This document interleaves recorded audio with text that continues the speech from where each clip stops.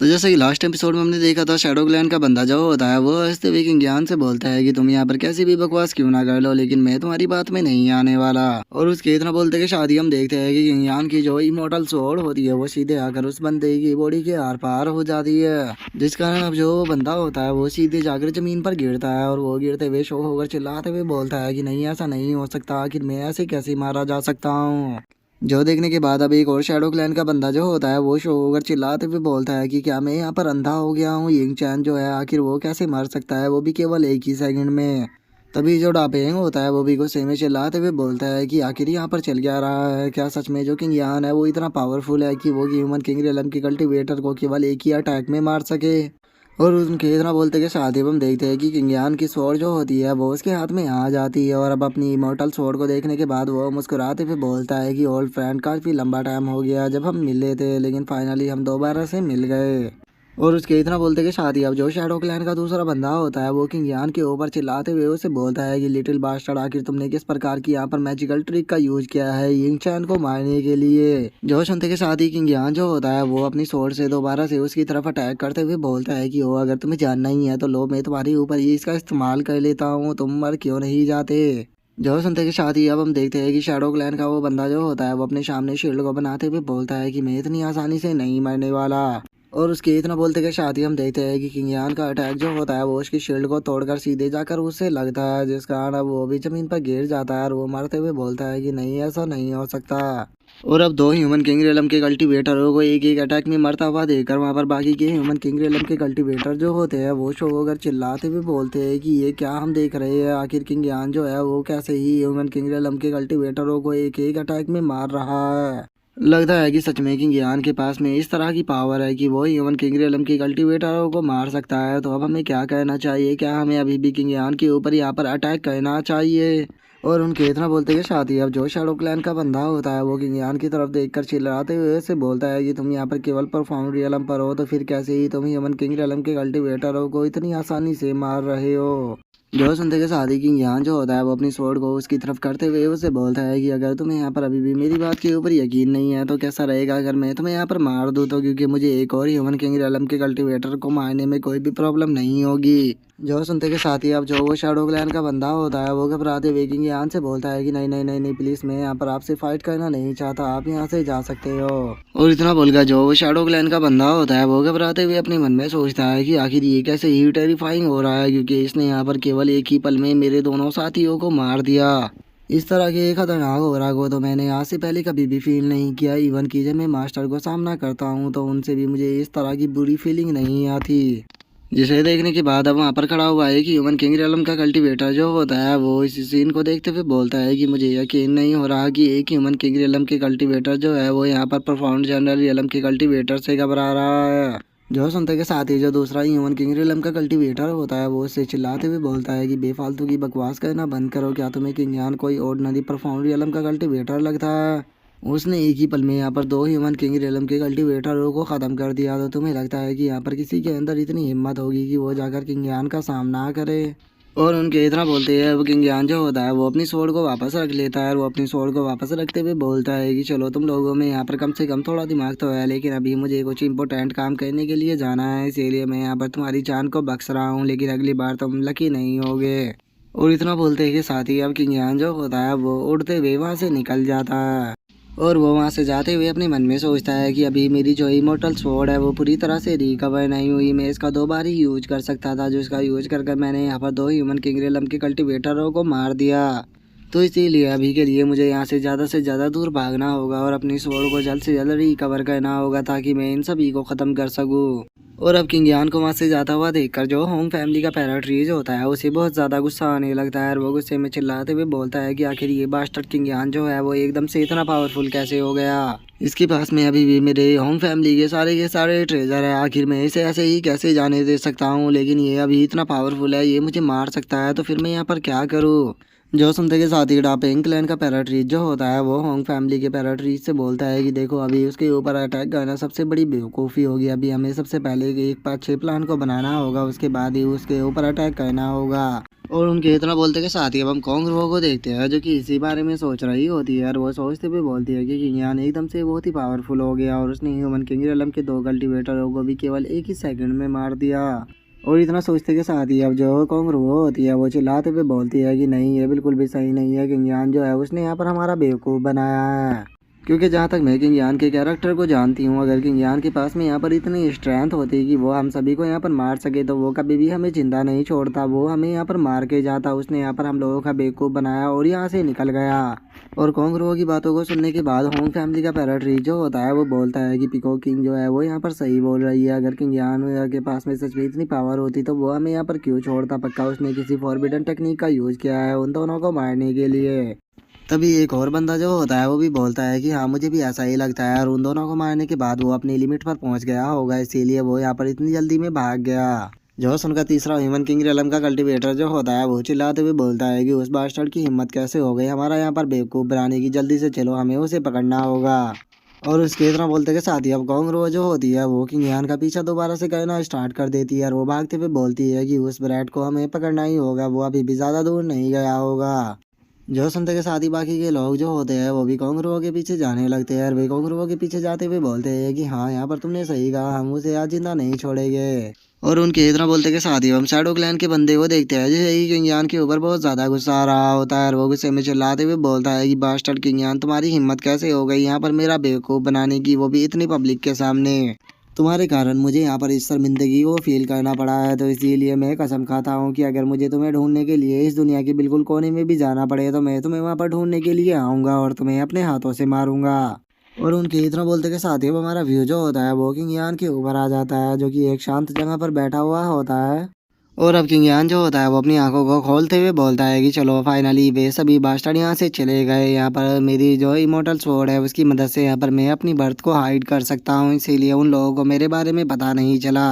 अब वे लोग चाहे कितनी भी मेहनत क्यों ना कर ले लेकिन उसके बाद भी वे लोग मुझे नहीं ढूंढ पाएंगे, तो इसीलिए अभी मेरे ऊपर कोई भी खतरा नहीं है। और वहीं अगर शुद्धू और कीलिंग की बात की जाए तो वे ड्रैगन क्लैन के अंदर है तो उनके ऊपर भी कोई भी प्रॉब्लम नहीं आने वाली। तो इसीलिए अब मेरे पास में जितनी भी ये डीमन सीड है मैं इन सभी को यहाँ पर आराम से रिफाइन कर सकता हूँ और इन्हें रिफाइन करने के बाद मैं नेक्स्ट लेवल पर ब्रेक थ्रू कर सकता हूँ, जिसके बाद मुझे इन सभी को ख़त्म करने में ज़्यादा टाइम नहीं लगेगा। और इतना बोलते के साथ ही अब किंग यान जो होता है वो उन सभी डीमन सीड की एनर्जी को जो होता है वो एब्जॉर्ब करना स्टार्ट कर देता है और वो एब्जॉर्ब करते हुए बोलता है कि चलो मैं यहाँ पर परफॉर्म रियलम के पीक पर पहुँच चुका हूँ, तो अब टाइम आ चुका है नेक्स्ट रियलम में ब्रेक थ्रू करने का। और उसके इतना बोलते के साथ ही अब जो है ओनली रिवोल्यूशन की लाइट होती है वो भी वहाँ पर आने लगती है, जिसे देखने के बाद किंग यान जो होता है वो मुस्कुराते हुए बोलता है कि लो हेवनली रिवोल्यूशन जो है वो भी यहाँ पर आ गया। और किंग यान के अब इतना बोलते के साथ ही हमारा व्यू जो होता है वो यिंग जाओ सिटी के अंदर आ जाता है, जहाँ पर कि हम देखते हैं कि सभी ह्यूमन किंग रियलम के जो कल्टीवेटर होते हैं वो वहाँ पर इकट्ठा हो चुके होते हैं। और अब उनमें से एक बंदा बोलता है कि डैम इट, हमने किंग यान को इतना ढूंढा लेकिन उसके बाद भी वो बास्टर्ड हमें नहीं मिला।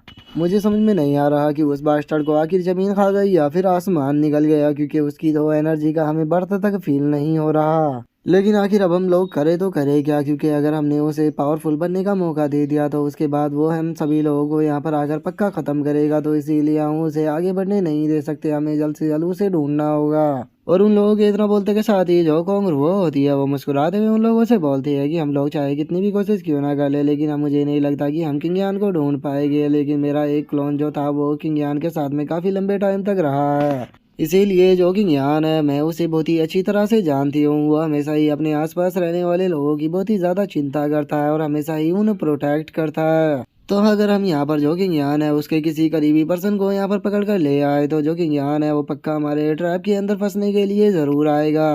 और अब हमें यहाँ पर क्लियर हो जाता है कि किंग यान के साथ में जो कॉन्गरू वो इतने लंबे टाइम तक रही थी वो कोई कॉन्गरू नहीं थी बल्कि इसका एक क्लोन थी। और कॉन्गरू की बात को सुनने के बाद जो चैन फैमिली का पैरोडी जो होता है वो कॉन्गरू से बोलता है कि पीकॉक किंग, आपका जो आइडिया है वो तो सच में बहुत ही ज्यादा अच्छा है। मैं एक बंदे को जानता हूँ जिसका नाम की शुतुतु है और मैंने सुना है कि वो किंग यान के लिए उसके भाई के जैसा है जो कि उसके लिए बहुत इंपॉर्टेंट है, तो अगर हम शुतुतु को पकड़ ले तो वो पक्का हमारे जाल में फंस जाएगा। जो सुनते के साथ ही डापेंग जो होता है वो उसे बोलता है कि हाँ, मैंने उस पर्सन के बारे में सुना है जिसका नाम की शुद्धू है, लेकिन मैंने तो सुना है कि अभी के टाइम पर वो पर्सन ड्रैगन क्लैन के अंदर है, तो फिर आखिर हम उसे कैसे पकड़ेंगे, उसे वहाँ से पकड़ना तो पूरी तरह से इम्पॉसिबल है। जो सुनते के साथ ही चैन फैमिली का जो पैराट्रीज होता है वो उन लोगों से बोलता है कि इस चीज़ को यहाँ पर तुम मेरे ऊपर छोड़ दो, क्योंकि जो शुतुतु और जो मेरी चैन फैमिली के अंदर चैन सॉन्ग है वे दोनों ट्वीन है। तो इसीलिए अगर यहाँ पर जो चैन सॉन्ग है उसकी लाइफ अगर हम खतरे में डालेंगे तो यहाँ पर जो शुतुतु है वो अपने भाई को बचाने के लिए ज़रूर आएगा।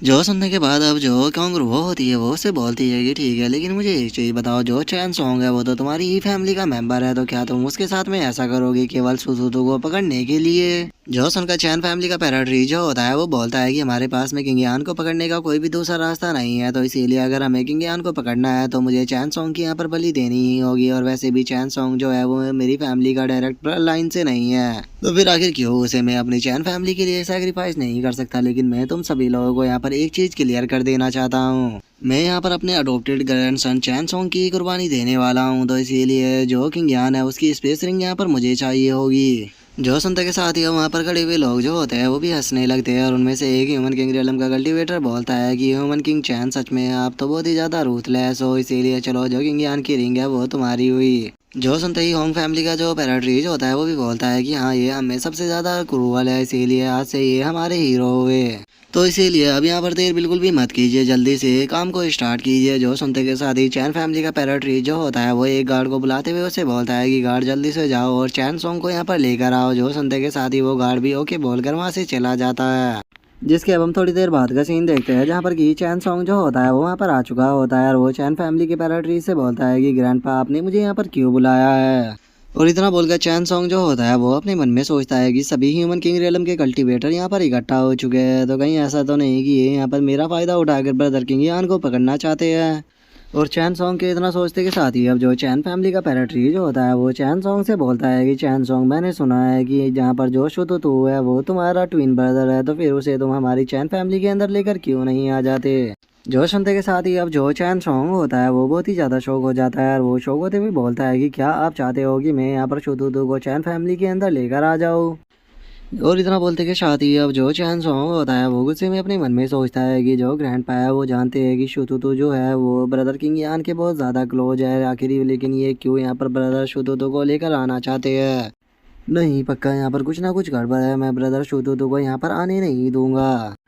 और चैन सॉन्ग ये सोच ही रहा होता है, तभी जो चैन फैमिली का पैराट्री होता है वो चैन सॉन्ग से बोलता है कि जब तुम शुतुतु को यहाँ पर लेकर आ जाओगे तो मैं तुमसे वादा करता हूँ कि हम उसे उसी तरह से ट्रीट करेंगे जैसे कि वो हमारी खुद की फैमिली का मेंबर हो। जो सुनते के साथ ही चैन सॉन्ग जो होता है वो चैन फैमिली के पैराट्री से बोलता है कि ग्रैंडपा प्लीज़ मुझे माफ़ कर देना, लेकिन मैंने शुतुतु से पूछा था, उसने हमारी चैन फैमिली के अंदर आने से साफ मना कर दिया। जो सुनते के साथ ही अब चैन फैमिली का पैराट्री जो होता है उसे काफ़ी गुस्सा आ जाता है, और वो गुस्से में चिल्लाते हुए बोलता है कि क्या अब यहाँ पर तुम अपने ग्रैंडपा की बात को भी नहीं सुनोगे, मैं तुम्हें यहाँ पर ऑर्डर देता हूँ, जल्दी से जो शुतुतु है उसे चैन फैमिली के अंदर लेकर आओ, मैं वादा करता हूँ कि हम उसे बुरी तरह से ट्रीट नहीं करेंगे। जो सुनकर जो चैन सॉन्ग होता है वो थोड़ा उदास होते हुए बोलता है कि ग्रैंडपा आपको मुझसे झूठ बोलने की कोई भी ज़रूरत नहीं है, मैं जानता हूँ कि ब्रदर शुतुतु जो है वो ब्रदर किंग यान के काफ़ी क्लोज है, तो इसीलिए आप यहाँ पर जो ब्रदर शुतुतु है उसे लेकर आना चाहते हो ताकि आप ब्रदर शुतुतु का यूज करने के बाद जो ब्रदर किंग यान है उसे पकड़ सको।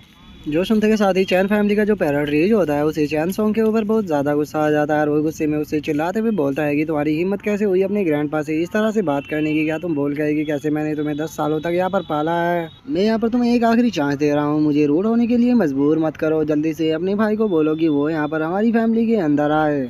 जो सुनते के साथ ही अब चैन सॉन्ग जो होता है वो चैन फैमिली के पैराट्री से बोलता है कि ग्रैंडपा मैं आपके लिए हर एक चीज़ करने के लिए तैयार हूँ, लेकिन अगर बात है ब्रदर किंग यान की सेफ्टी की तो प्लीज़ मुझे माफ़ कर दीजिए, मैं आपके ऑर्डर को नहीं मानूंगा। जो सुनते के साथ ही अब जो चैन फैमिली का पैराट्री होता है वो सीधे जो चैन सॉन्ग होता है उसके ऊपर अटैक करते हुए बोलता है कि ठीक है, तो फिर अभी मुझे इस चीज़ के लिए ब्लेम मत करना। और इतना बोलकर जो चैन फैमिली का पैराट्रीज होता है वो चैन सॉन्ग के ऊपर अटैक कर उसे ज़मीन पर गिरा देता है। जो देखने के बाद बाकी ये ह्यूमन किंग रियलम के जो कल्टीवेटर होते हैं वे भी काफ़ी सरप्राइज हो जाते हैं, और वे सरप्राइज होते हुए बोलते हैं कि मुझे यकीन नहीं होता कि जो ह्यूमन किंग चैन है उन्होंने यहाँ पर अपने ही पोते चैन सॉन्ग को चोट पहुँचाया। क्या इतने लंबे टाइम तक इस बच्चे को अपने पास में रखने के बाद भी जो ह्यूमन किंग चैन है उनके अंदर इसके लिए कोई भी फीलिंग नहीं बनी, जो कि यहाँ पर इसे इस तरह से ट्रीट कर रहा है।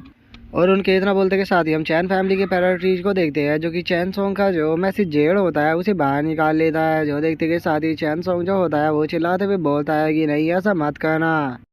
जो सुनते के साथ ही अब जो चैन फैमिली का पैरट रीच होता है वो उससे जेड के अंदर अपनी एनर्जी को डालते हुए बोलता है कि अगर तुम यहाँ पर शुतुतु को नहीं बुलाओगे तो उसे यहाँ पर बुलाने के मेरे पास में और भी तरीके हैं। और उसके इतना बोलते कि शादी हम देखते हैं कि उस जेड के अंदर से जो शुतुतु होता है उसकी इमेज बाहर आ जाती है और वो बाहर आने के बाद चैन सॉन्ग से बोलती है कि चैन सॉन्ग क्या हुआ, तुम मुझे इस टाइम पर क्यों कांटेक्ट कर रहे हो। और इतना बोलते कि साथ ही जो शुतुतु होता है वो जैसे ही सामने की तरफ देखता है वो काफी ज्यादा शौक हो जाता है और वो शौक होते हुए बोलता है कि चैन सॉन्ग आखिर तुम्हें इस तरह से किसने इंजर्ड किया।